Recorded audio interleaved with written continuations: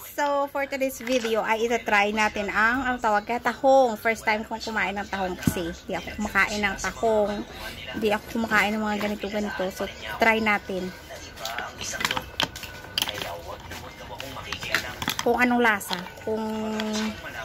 Awan, matsilad pa. Kung kaya ba ng ating sikmura kung masarap. First time ko talagang kumain ng tahong. Talong.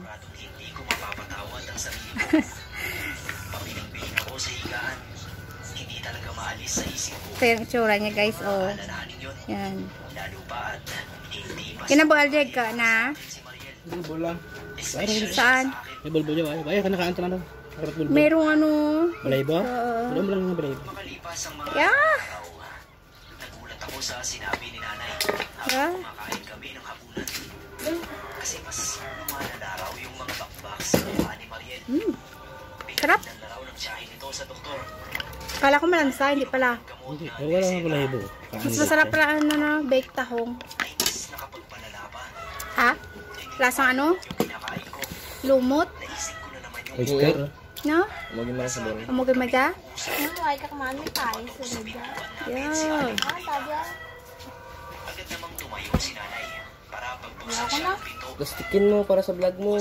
Lasang lumot? ay nagmamadaling pumasok si Aling Purito. Sa una, Pula-pula pa. sa una lang masarap pala. Niya kay nanay. Mula raw ng magbagbag sa mukha ni Mariel, ay madalas na nilang nakikita na parang may malaking anino na naglalakad-lakad sa loob ng Isa pa. Akala raw niya ay siya naman nakakapansin. Papa, may tai. Wala.